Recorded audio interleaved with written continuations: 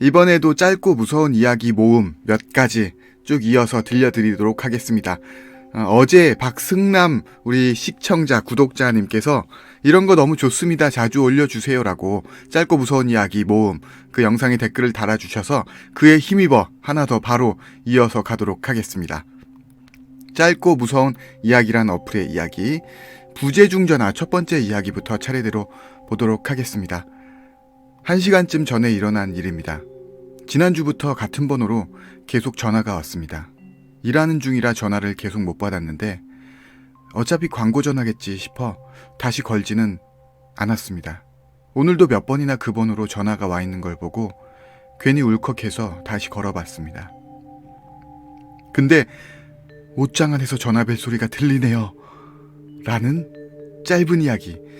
이거 비슷한 게 잃어버린 휴대폰이 발견된 장소 뭐 그렇게 제목해갖고 제 영상 중에도 있을 거예요. 행복은 나눌수록 커지잖아요. 막 그런 썸네일 해갖고 그런 재밌는 영상들 제 영상 중에도 있는 거 중에 여러분들이 재밌었다면은 친구들이나 아니면 카페나 게시판이나 그런데 공유도 좀 많이 해주시면은 큰 힘이 됩니다. 네. 다음 이야기 그리고 여기서 안 본 것들 쭉 이어서 가볼게요. 이게 뭐지? 6715179 이거는 뭘까요? 궁금해서 한번 볼게요. 6715179 엘리베이터에 한 여학생이 탔다.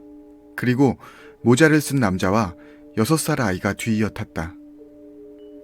여학생은 11층을 누르고 모자를 쓴 남자는 10층을 눌렀다. 그리고 6살 아이는 5층을 눌렀다. 6살 아이가 내렸다. 엘리베이터에서 내리며 아이는 큰 소리로 말했다. 6715179 아이가? 점점 궁금해지네. 그렇게 엘리베이터 문이 닫혔다. 남자는 급히 6층을 눌렀다.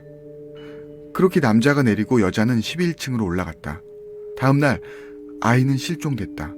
모자를 쓴 남자가 처음에는 여학생을 노리고 엘리베이터에 같이 탔는데 아이가 자기 층에서 내려서는 6715179라고 말을 하잖아.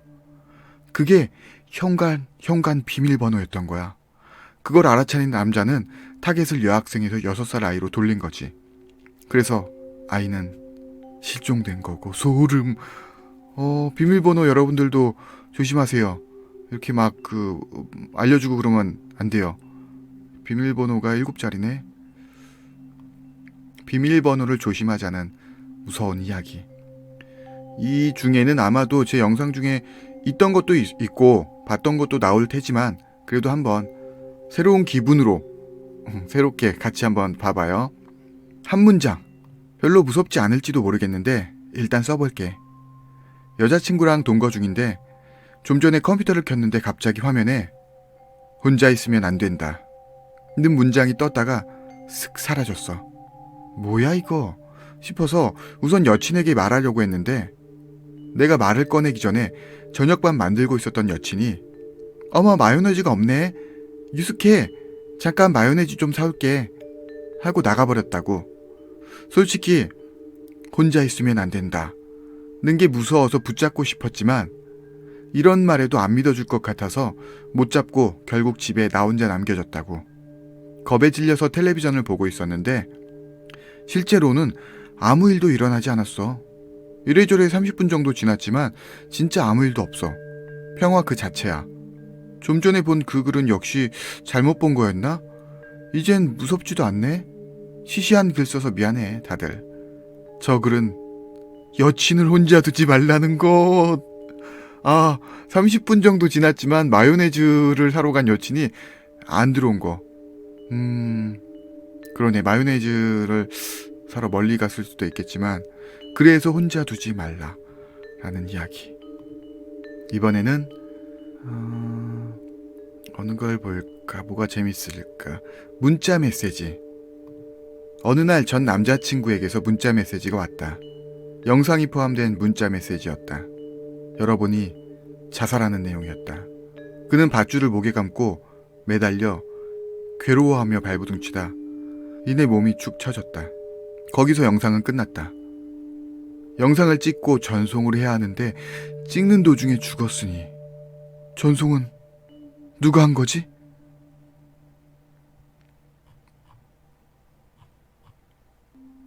예약 전송? 아니지. 그 종료를 해야 되는데. 소름. 죽은 남친이 했나? 이번에는 어머니의 휴대폰. 왠지 슬플 것 같아. 아닌가? 어머니의 휴대폰. 어느 날 저는 독서실에서 어머니와 통화를 하다가 갑자기 끊기기에 놀라서 집으로 달려갔답니다. 그때 집에는 어머니밖에 없어서 걱정이 되었거든요. 다행히 어머니 휴대폰의 배터리가 다 된 거였고 저는 안도하며 다시 독서실로 돌아갔답니다. 물론 어머니 폰은 다시 충전시켜 두었고요. 저는 그날 독서실이 마치는 2시경에 돌아왔고 피곤했기에 금방 잠이 들었습니다. 그리고 다음날 어머니가 고개를 가웃거리면서 말씀하셨습니다. 어제 내 폰 건드렸니? 라고 해서 전 아니라고 대답했습니다. 그러자 어머니가 폰이 없어졌다고 찾아달라고 말씀하시기에 저는 한참을 뒤지다가 침대 이불 속에 있는 어머니의 폰을 찾아냈죠. 어머니는 어디 있었냐고 물어보셨고 저는 사실대로 말했습니다. 그런데 어머니 얼굴이 굳더군요. 이유를 물어보니 어제 새벽에 집 전화가 울려서 잠이 깼는데 그곳에 어머니의 휴대폰 번호가 찍혀 있었다고. 새벽에 집 전화가 울려서 잠이 깼는데 그럼 전화를 건 사람은? 오늘 본 이야기들은 잃어버린 휴대폰 얘기가 몇 개 있네. 그 다음에 엄마의 초등학교 시절? 아니, 엄마는 방금 출연하는 걸 봤으니까 이번엔 노래방 귀신 얘기. 오빠가 1학년 때 과 사람들이랑 같이 놀러를 갔나봐. 근데 펜션촌이어서 다들 할 게 없으니까 주변 노래방에 놀러 갔대. 사람이 많지 않은 곳이라 노래방에도 손님은 오빠네 친구 무리밖에 없었는데 다 같이 노래방 한 칸 차지하고 노래를 부르다가 한 명이 화장실 갔다 온다고 하고 나갔대. 근데 시간이 지나도 돌아오지 않길래 친구를 찾으러 오빠랑 친구랑 2명이 찾으러 갔는데 맨 끝칸에서 친구가 혼자 엄청 공포에 질린 표정으로 한 곳을 주시하면서 노래를 부르고 있더래. 칠갑산 노래를. 야, 너 여기서 뭐해? 이제 우리 가야 돼. 늦었어. 하는데도 아랑곳하지 않고 노래를 부르더래. 그래서 왜 이래 이거? 하면서 잡아 끌었는데 부들부들 떨면서도 한 곳에서 눈을 떼지 않고 계속 노래를 부르더래. 홀린 것처럼. 얘 진짜 이상하다 싶어서 마이크를 뺐고 강제로 잡아 끌었는데 갑자기 기절을 했대. 그래서 2명이 끌고 친구들한테 데려가고 난리가 났는데 그냥 기절한 거니까 응급실에 데려가기도 뭐하고 해서 그냥 방에다 데려다 놓고 좀 쉬게 했대. 그 친구가 깨어나서 다들 왜 그랬는지 물어보니까 자기가 화장실을 가려고 방들을 지나쳐 가는데 맨 끝칸이 열려 있었대. 그래서 봤는데 칠갑산 노래가 틀어져 있더라는 거야. 근데 뭐에 홀린 것처럼 갑자기 들어가게 돼서 마이크를 잡고 그 노래를 부르는데 노래방 기계 옆에 여자 귀신이 웃으면서 자기를 쳐다보고 있더래. 근데 마치 자기가 노래를 멈추면 그 귀신이 바로 자기한테 달려올 태세였다는 거야. 그래서 벌벌 떨면서 계속 노래를 부르고 있는데 친구들이 와서 막 말리는데 자기는 눈으로 계속 그 귀신을 보고 있고 귀신은 계속 웃고 있고 그래서 계속 어쩔 수 없이 노래를 부르다가 마이크를 뺏긴 순간 귀신이 다다다다다 달려와서 순간 정신을 잃은 거래. 그래서 그냥 같이 놀러 갔던 사람들 분위기 다 싸해지고 놀던 분위기 다 깨져서 급히 올라왔대. 귀신을 본 친구의 이야기. 노래방 조심해야겠네. 위로 좀 올라가서 보아뱀? 어떤 한 여자는 집에서 보아뱀을 기른다. 보통 그 보아뱀은 여자가 잠을 자려고 하면 여자 옆에서 또아리를 틀고 잠을 잔다. 그런데 그 보아뱀이 어느 날부터 여자 옆에 딱 길쭉하게 누워서 잔다. 그녀는 혹시 보아뱀이 병이라도 걸렸나 하는 마음으로 동물병원에 간다. 그리고 의사는 깜짝 놀라며 한시라도 빨리 보아뱀과 떨어지라고 한다. 보아뱀이 어떤 건 옆에 길쭉하게 있다는 것은 그것을 통째로 삼킬 수 있나 길이를 재는 행동. 그러니 보아뱀이 더 커져서 여자를 잡아먹을 정도의 길이가 되면 그 여자는 먹힌다. 큰일 날 뻔했네. 다음으로 납치. 아들이 납치당했다. 범인은 경찰에 알리면 아들을 죽이겠어 라는 말과 함께 거액의 돈을 요구했다. 도저히 그만한 액수의 돈은 구할 수 없다. 나는 간청했다. 제발 적어도 반으로만 제발. 범인은 마음이 약해진 탓인지 나의 절망적인 마음을 이해하는 것인지 나의 간청을 받아들여 주었다. 이거 미리부터 소름이 끼치는데? 돈을 반으로 깎아준 대신 아들의 몸도 반으로. 와, 소름. 이번에는 맹인 한번 볼게요. 맹인을 구해내다 수류탄 파편을 눈에 맞은 남자가 앞이 안 보이는 공포와 고통으로 비명을 지르며 기어다니고 있었다. 상황 급한 상황 전개 막 그냥. 그러던 중 남자는 좁은 깊은 구덩이 속으로 빠지게 된다. 그 속엔 꽤 많은 사람들이 있는 것 같았고 그들은 일제히 공포에 질려 비명을 지르거나 발버둥 치고 있었다.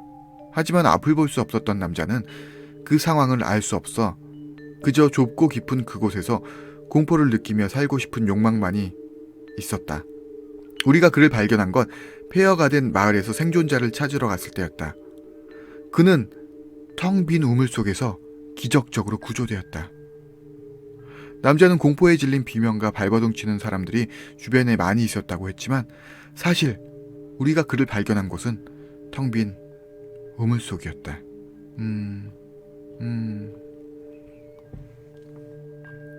좋은 일은 했지만 아쉽게 안타까운 일이네. 위쪽으로 쭉 가서 여름 휴가 한번 볼게요. 5, 6년 전쯤에 여름 휴가철에 관광지역에서 버스가 끊기는 바람에 의도치 않게 하룻밤 묵어가야 할 일이 생겼다. 휴가철이라서 좀 멀쩡해 보이는 숙소는 10,000원이었고 어쩔 수 없이 좀 허름한 외따로인 곳에 떨어져 있는 한 여관에서 자게 되었다.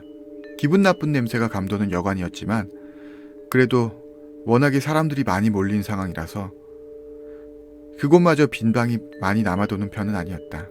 나는 어차피 다른 수도 없을 것 같아서 그곳에서 묵기로 하였다. 방에 짐을 풀고 자리에 누워보니 벽지 무늬에 어울려 잘 보이지 않게 되었지만 벽에 아주 작은 구멍이 하나 나 있는 것이 보였다. 엿보는 구멍이구나.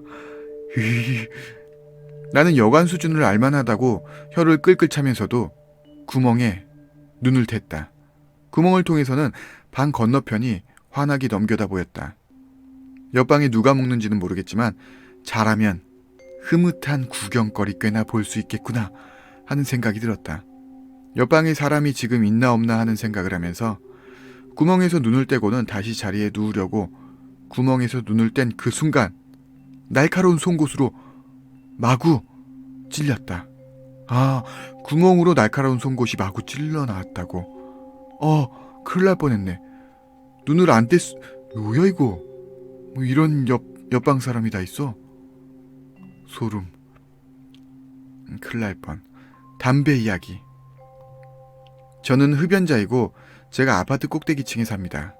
예전에는 옥상문이 열려있어 그곳에 종이컵을 두고 식후땡이나 담배를 피고 싶을 때 올라가서 종종 담배를 태우곤 했는데 중고생들이 술을 마실 때나 또 여러 가지 이유로 아파트 옥상문을 잠그게 되었습니다.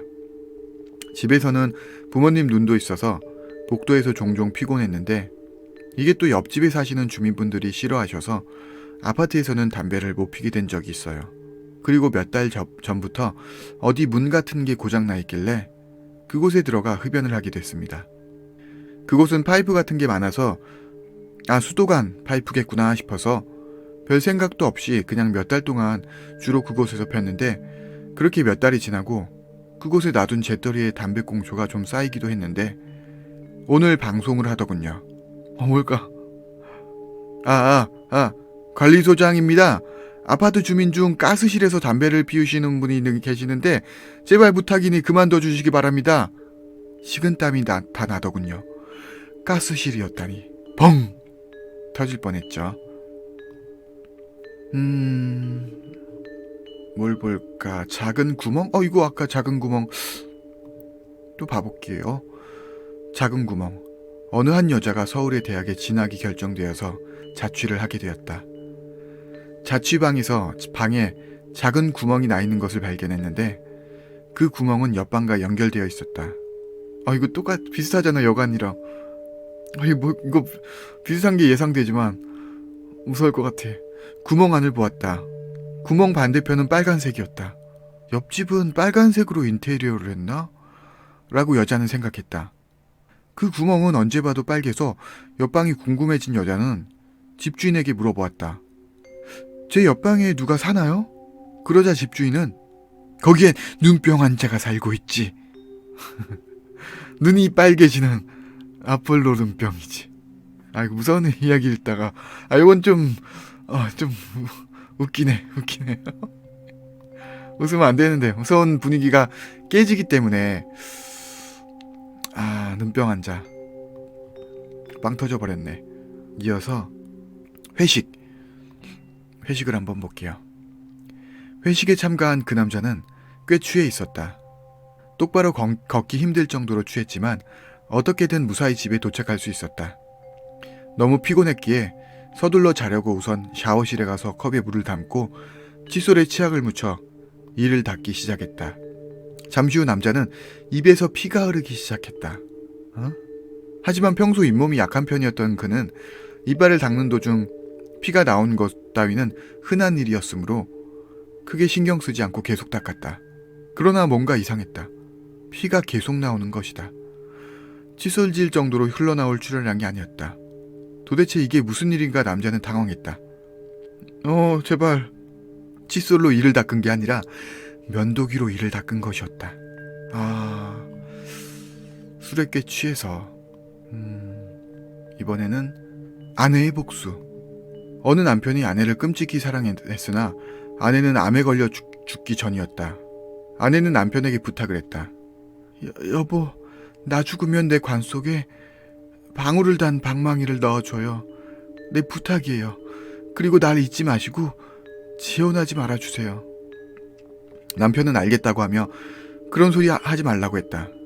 아내가 죽는다는 것을 믿고 싶지 않았던 것이다. 그리고 3년 뒤 남편은 길을 가다 아내와 매우 닮은 여자를 보고 사랑에 빠지게 되어 둘은 결혼하게 되었다. 요거는 약간 이야기가 생략 빠진 그런 느낌이 나는데 이 3년 사이에 죽기 직전이라 그러니까 죽은 것 같고요. 그리고 아내가 죽은 뒤에 이 여자와 사랑에 빠져서 결혼하게 되었다는 그런 전개. 근데 남편이 2주 동안 긴 출장을 가게 되었다. 하지만 아내는 울고불고 난리치면서 제발 가지 말아달라고 하는 것이었다. 그 이유는 남편이 없는 밤에는 자꾸 방울과 방망이 치는 소리가 들린다는 것이었다. 남편은 아내가 신경 쓰였으나 일만 성공하면 떼돈을 벌 수 있어 아내를 설득하고 나왔다. 재혼한 아내를 설득하고. 그리고 2주 뒤 남편이 집에 돌아왔을 때 아내는 죽어 있었고 머리카락은 한 움큼 없어져 있었다. 남편은 전 아내가 생각나 얼른 아내의 묘로 가서 관을 꺼냈다. 그리고 남편은 깜짝 놀랐다. 아내의 왼손과 오른손엔 방망이와 방울이, 입에는 머리카락이, 그리고 눈은 자신을 째려보고 있었기 때문이다. 죽었던 아내의 복수? 그래서 제목이 아내의 복수. 이번에는 산악회? 산악회에서 새로운 산을 갔다. 회원 중에는 시각장애인도 한 명이 있는데 산을 무척이나 좋아했다. 산행 도중 예상치 못한 폭설로 우리는 모두 동굴에 피신했지만 빠져나갈 방안이 없었다. 며칠이 지나고 어떤 한 산악회원이 말했다.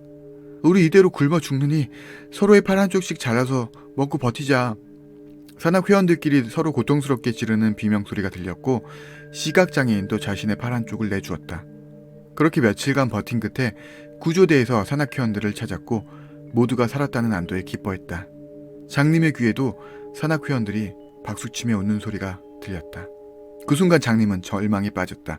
다들 팔을 잘랐는데 어떻게 박수를. 요렇게 되는, 이해하면 무서운 이야기죠.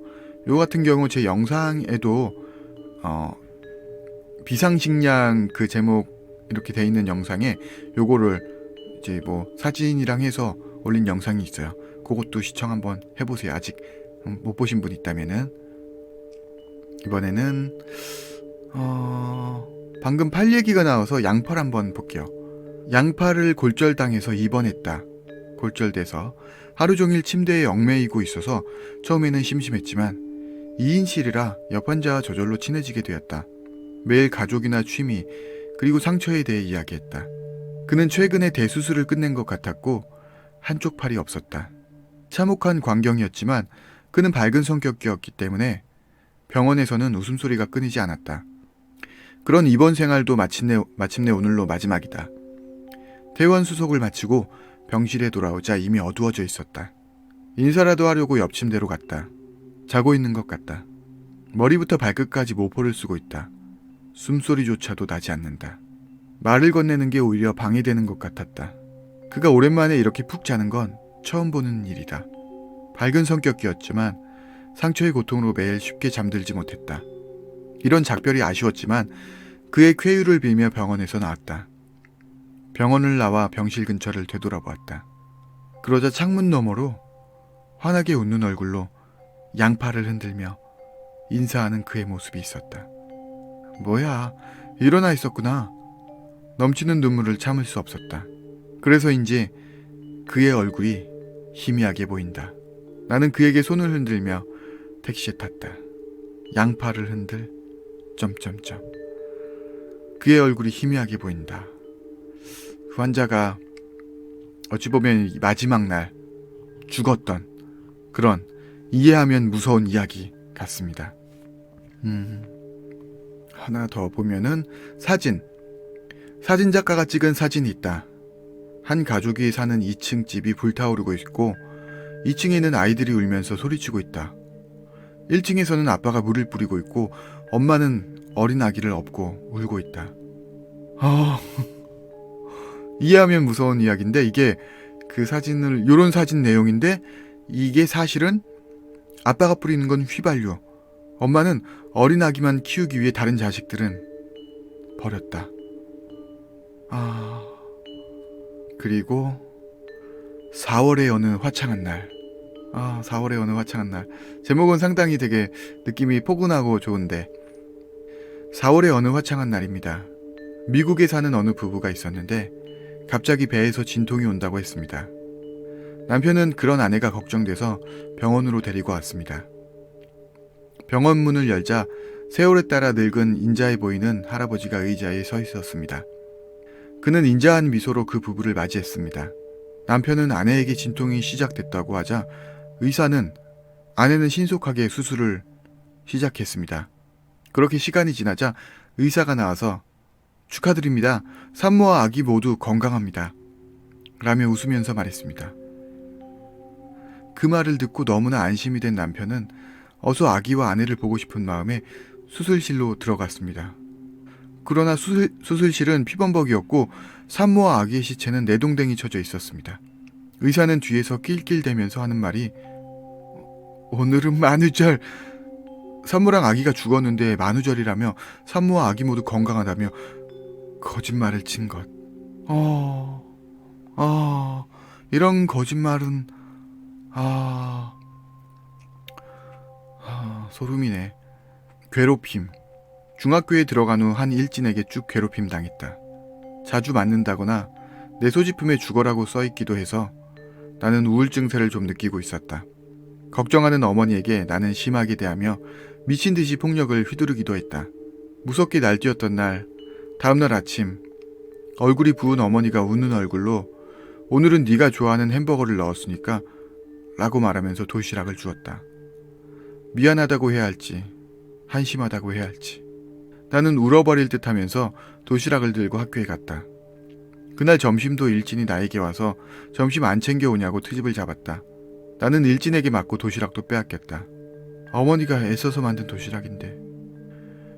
네 도시락 맛있네. 키키키키 라고 말하면서 전부 먹어버리고 빈 도시락통은 내던져 버렸다. 나는 분해서 울면서 학교를 뛰쳐나와 집으로 돌아왔다. 집에 도착하니 어머니도 울고 있었고 처음으로 조퇴한 나를 보면서 놀라면서도 꼭 끌어안아 주셨다. 다음 날부턴 집단 괴롭힘은 없어졌다. 아들이 폭력에 못 이겨 아들을 죽이려고 독을 탔는데 일진이 먹고 죽은 것 같네요. 음, 내용이 이래저래 슬프고 안타깝고 무섭고, 사물함. 한 여자가 대형마트에 가서 가방을 넣기 위해 사물함 문을 열었다. 사물함의 안에는 3억 원짜리 수표와 27번 칸 열쇠가 들어있었다. 여자는 27번 칸에도 뭔가 있을 거라고 생각하고 27번 칸을 열었다. 27번 칸을 열었더니 강낭콩 그림과 67번 칸 열쇠가 있었다. 67번 칸은 지하 주차장에 있어서 여자는 쇼핑을 마치고 지하 주차장으로 내려가 67번 칸을 찾았다. 지하 주차장에 있는 사물함은 마트 내에 있는 사물함보다 훨씬 컸다. 여자는 또 다른 행운을 기대하며 67번 칸 문을 열었다. 문을 열자 그 안에서 칼을 든 남자가 나왔다. 강낭콩 그림, 간 그림, 불법 장기 매매. 여긴 또 초등학교 때 엄마의 초등학교 시절 이런 것도 있네. 중3 수련회를 볼게요. 중3 수련회에서 제 친구가 겪었던 일입니다. 수련회 방배정은 한 방에 6명씩 배정되었는데 제 친구는 다른 반 아이들과 배정받게 되었습니다. 친구는 다른 반 아이들과 친하지 않아 뻘쭘하게 있었는데 밤에 누군가 무서운 이야기를 하자 무서운 이야기를 워낙 좋아하는 터라 낯가림도 있고 서서히 아이들과 어울리기 시작했답니다. 무서운 이야기를 한참 하고 있는데 갑자기 이야기를 하던 아이 A가 멈칫하더랍니다. 다른 아이들이 계속 이야기하라고 재촉하자 A양이 근심스러운 표정으로 말했습니다. 너네 어떤 남자 목소리 못 들었어? 아이들은 여기 여자밖에 없는데 무슨 소리냐면서 괜히 연기하지 말라고 이야기를 계속하길 재촉했답니다. 하지만 A양은 분명히 들었다고 진짜 못 들었냐고 물어보더랍니다. 남자가 시끄러우니까 조용히 해! 하는 소리 정말 못 들었어? 아이들은 조금 무서워졌지만 장난이라고 생각하며 대수롭지 않게 넘겼답니다. 다른 아이 B가 이야기할 차례가 되었습니다. B양이 이야기를 하려는데 A양처럼 갑자기 주춤거리더랍니다. 빨리 이야기해보라고 재촉하자 B양은 A양에게 말했습니다. 야, 나도 들었어. B양은 울 것 같은 표정으로 말했지만 아이들은 둘이 짜고 장난치는 줄 알고 무시했답니다. 이야기가 끊겨 살짝 아쉬운 차 제 친구가 이야기하기로 했습니다. 친구가 무서운 이야기를 시작하는데 소름 끼치도록 음침한 남자의 목소리가 바로 옆에서 속삭이는 듯 들렸답니다. 좀 닥치라고! 라는 소리가. 누구였을까? 귀신? 위쪽으로 올라가서 여기 거의 다 봤네. 럭비? 몸이 불편한 남자가 있었다. 두 손 두 발이 없는 선천성 질병을 가지고 태어났다. 학교에 갈 수 없다고 의사가 말했지만 부모는 본인의 의사를 존중해주고 싶었다. 남자는 학교에 가고 싶었기 때문에 보통 초등학교에 입학하게 되었다. 그리고 어느 날 그 아이는 진흙투성이가 되어 돌아왔다. 뭘 했냐고 물어보니 웃는 얼굴로 럭비를 했다고 대답했다. 그렇게 즐거웠어? 부모님은 아이의 모습을 보고 안심할 수 있었다. 제발 아이는 럭비공 대용으로. 이런 말도 안 되는 두 손 두 발이 없어서 럭비. 이런 몹쓸 이야기.